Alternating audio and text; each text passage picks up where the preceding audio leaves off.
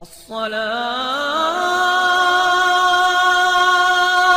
خير من النوم۔ پیارے دوستو، مدینہ منورہ میں ایک ایسا خفیہ کمرہ دریافت ہوا جس کا راستہ روضہ رسول تک جاتا ہے۔ جب ایک سعودی اس راستے سے ہو کر جلید تقریب پہنچا تو کیا معجزہ پیش آیا، اور ہم آج اس واقعے کی تفصیل آپ سب کے سامنے شیئر کرنے جا رہے ہیں، لہٰذا آج کی اس ویڈیو کو آخر تک ضرور دیکھے گا۔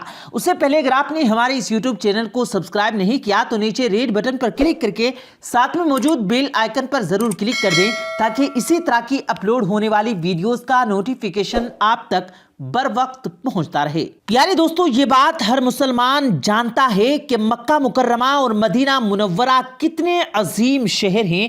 مدینہ منورہ میں حضور اکرم صلی اللہ علیہ وآلہ وسلم جلوہ رہنا، اور اس شہر کی عظمت اس قدر ہے کہ آپ صلی اللہ علیہ وآلہ وسلم نے مدینہ منورہ کو اپنا مسکن بنایا۔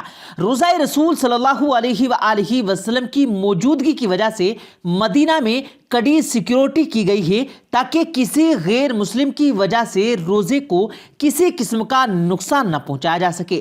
لیکن ہر دور میں چند ایک واقعات رونما ہوئے جنہوں نے انتظامیہ کو مزید چوکنا کر دیا۔ سلطان نور الدین سنگی کے واقعات سے تو آپ سب واقف ہوں گے کہ کیسے دو غیر مسلموں نے سرنگ کھود کر آپ صلی اللہ علیہ وآلہ وسلم کے جسد اقدس کو چرانے کی کوشش کی۔ اسی طرز کا ایک اور واقعہ گزشتہ دنوں مدینہ منورہ میں بتایا جا رہا ہے کہ مدینہ کی آبادی کے شہر ایک خفیہ کمرہ دریافت کیا گیا جس کے عین نیچے ایک سرنگ موجود تھی۔ یہ سرنگ روضہ رسول صلی اللہ علیہ وآلہ وسلم تک جاتی ہے۔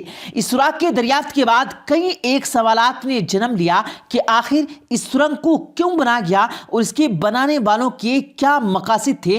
تحقیق کا سلسلہ شروع ہوا تو یہ بات سامنے آئی کہ یہ سرنگ شاہی خاندان کے لیے بنائی گئی جو خفیہ طریقے سے اس سرنگ سے ہوتے ہوئے روضہ رسول تک پہنچ جاتی ہے۔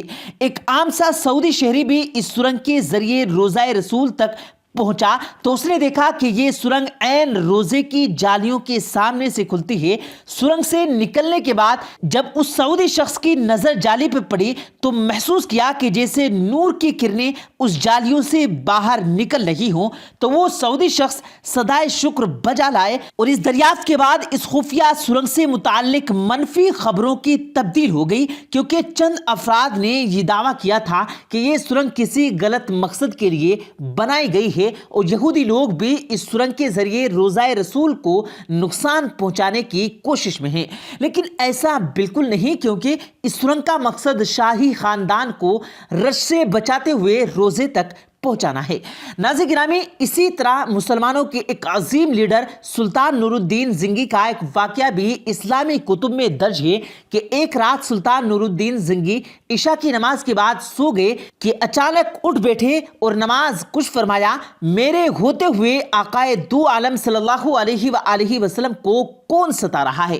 آپ اس خواب کے بارے میں سوچ رہے تھے کہ جو مسلمان 3 دن سے اسے ستا رہا تھا کہ آج پھر چند لمحوں کے لیے یہی خواب آیا جس میں سرکار دو عالم صلی اللہ علیہ وآلہ وسلم نے 2 افراد کی طرف اشارہ فرمایا، یہ مجھ کو ستا رہے ہیں۔ آپ سلطان کو قرار کہا تھا۔ اس نے چند ساتھی اور سپاہی لے کر دمشق سے مدینہ کی سفر کا اظہار کیا۔ اس وقت مدینہ سے دمشق کا راستہ 25 دن کا تھا، مگر آپ نے بغیر آرام کیے یہ راستہ 16 دن میں طے کر دیا۔ مدینہ پہنچ کر آپ نے مدینہ آنے اور جانے کے تمام راستے بند کر دیے اور تمام خاص و عام کو اپنے ساتھ کھانے پر بلایا۔ اب لوگ آ رہے تھے، جا رہے تھے، آپ پر ایک شخص کا چہرہ دیکھتے ہی مگر آپ کو وہ 2 چہرے نظر نہیں آئے جس نے آپ نے خواب میں دیکھا تھا۔ آپ سلطان کو لے کر گراہک ہوئی کہ آپ نے مدینہ کے حاکم سے فرمایا کہ کیا کوئی ایسا ہے جو اس دعوت میں تشریف نہ لایا ہو؟ جب آپ بلا مدینہ کے رہنے والوں میں سے کوئی بھی نہیں مگر 2 مغربی زائرین جو روضہ رسول صلی اللہ علیہ وآلہ وسلم کے قریب ایک مکان میں رہتے ہیں اور تمام دن عبادت کرتے ہیں اور شام کو جنت البقیع میں لوگوں کو پانی پلاتے ہیں، جو عرش دراز سے مدینہ میں مقیم ہیں، سلطان نے ان سے ملنے کی خواہش کی۔ دونوں زائرین بظاہر بہت عبادت گزار لگتے تھے، ان کے گھر میں تھا ہی کیا، ایک چٹائی اور 2 چادر اور ضرورت کی چیزیں۔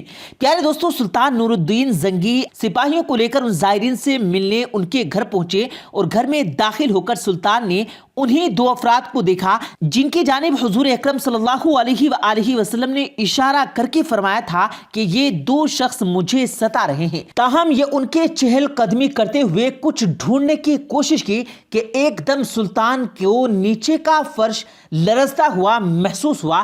آپ نے چٹائی ہٹا کر دیکھا تو وہاں ایک سرنگ تھی۔ آپ نے اپنے سپاہیوں کو سرنگ میں اترنے کا حکم دیا۔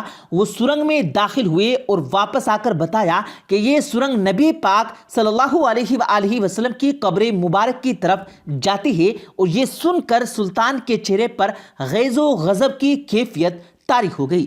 آپ نے دونوں زائرین سے پوچھا کہ سچ بتاؤ تم کون ہو؟